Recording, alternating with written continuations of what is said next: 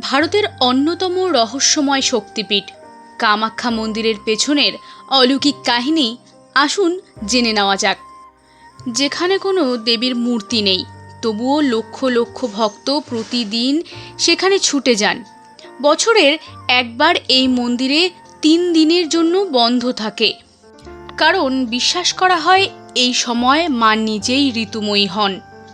আজ আমরা জানব আসামের নীলাচল পাহাড়ে অবস্থিত রহস্যময় কামাখ্যা মন্দিরের পেছনের পৌরাণিক এবং অলৌকিক কাহিনী।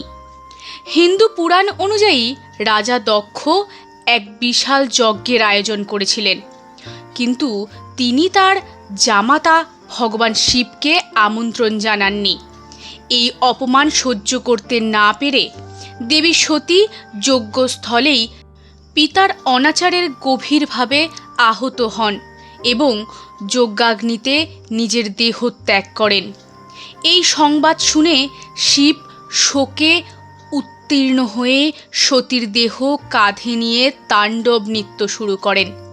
দেবতারা আশঙ্কা করেন এতে সৃষ্টি জগৎ ধ্বংস হয়ে যাবে। তখন ভগবান বিষ্ণু তার সুদর্শন চক্র দিয়ে সতীর দেহকে 51টি খণ্ডে বিভক্ত করেন।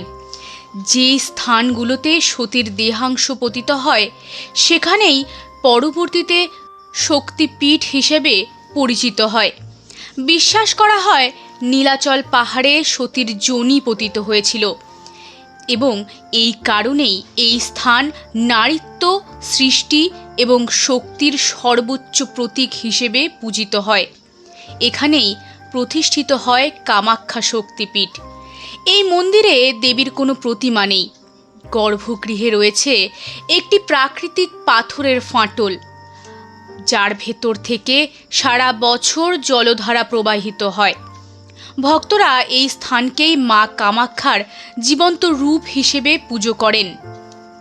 জনশ্রুতি অনুযায়ী প্রাচীনকালে অসুররাজ নরকাসুর দেবী কামাখ্যাকে বিবাহ করতে চেয়েছিলেন।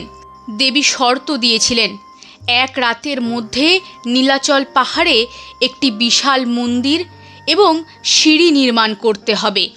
নরকাসুর অলৌকিক শক্তিতে প্রায় পুরো কাজ শেষ করে ফেলেছিলেন। তখন দেবীর মায়ার সাহায্যে রাত শেষ হওয়ার আগেই একটি মোরগকে ডেকে ওঠান।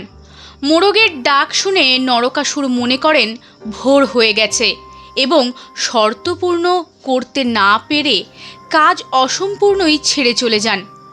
আজও অনেক মানুষ এই অসম্পূর্ণ নির্মাণকে এই কাহিনীর নিদর্শন বলে বিশ্বাস করেন। পরবর্তীকালে ইতিহাসে জানা যায়, প্রাচীন মন্দির ধ্বংস হওয়ার পর ষোড়শ শতকে কোচ রাজবংশী রাজা নরনারায়ণ এবং তার ভাই সেনাপতি চিলারায় বর্তমান মন্দির বা কামাখ্যা মন্দিরের পুনর্নির্মাণ করেন।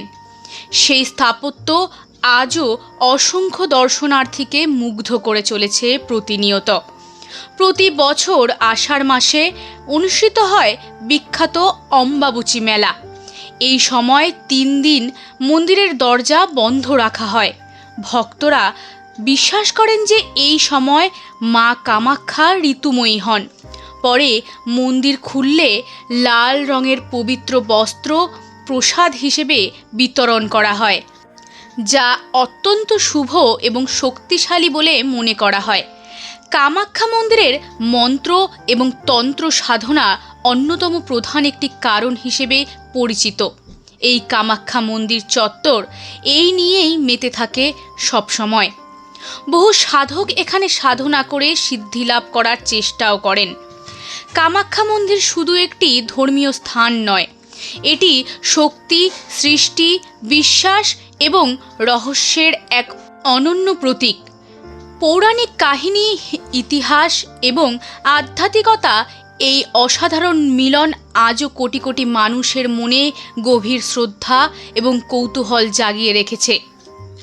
কিন্তু একসময়ের আসা ভয়ঙ্কর বিপর্যয়ের পর এই মন্দির সম্পূর্ণ ভেঙে ধূলিসাৎ হয়ে যায়। তারপর অনেক দিন পর এই মন্দির পুনর্নির্মাণ করেছিলেন কোচবিহারের রাজা নরনারায়ণ এবং তার ভাই চিলারায়, ভাই হিসেবে তার সেনাপতি। এবং সেই সময় সেই মন্দিরের গম্বুজ মেলানোর জন্য সেই সময়কার কারিগরেরা এমন বুদ্ধি লাগিয়ে এই মৌচাক আকৃতির এই মঞ্চ বা এই গম্বুজ তৈরি করেছিল, যেটা কেউ ভাবতেই পারবে না এখনকার দিনের দাঁড়িয়ে। তখন আঠালো চাল, গুড়, মাসকলাইয়ের ডাল এবং তার সঙ্গে হাজার হাজার হাঁসের ডিম মিলিয়ে একটি মিশ্রণ তৈরি করে, যেটি সিমেন্টের থেকেও অনেক মজবুত। এবং সেই মিশ্রণ দিয়ে একের পর এক পাথর, যেটি মন্দিরের ভাঙা অংশ ছিল, সেটি দিয়েই তৈরি হয় এই মন্দির। এখন এই মন্দির অনেক অনেক উন্নত এবং আধুনিক সরকার আরও গুছিয়ে রেখেছে এই মন্দিরকে। সত্যি ভাবাই যায় না এত কিছু একটি মন্দিরের পেছনের কাহিনী হতে পারে। আজকের ভিডিওটি আপনাদের কেমন লেগেছে অবশ্যই কমেন্ট করে জানাবেন, এবং ভিডিওটি ভালো লাগলে আমাদের জলপদ্ম চ্যানেলটিকে সাবস্ক্রাইব করে পাশে থাকা বেল আইকনটিও ক্লিক করে দেবেন এরকমই আরও অলৌকিক কাহিনী জানতে চাইলে। আজকের ভিডিওটি ভালো লাগলে অবশ্যই সবার সাথে শেয়ার করবেন। ভালো থাকবেন, ভালো রাখবেন। জয় মা কামাখ্যা। মা সকলের মঙ্গল করুক, এই কামনাই করে আমাদের সমস্ত টিম মেম্বাররা।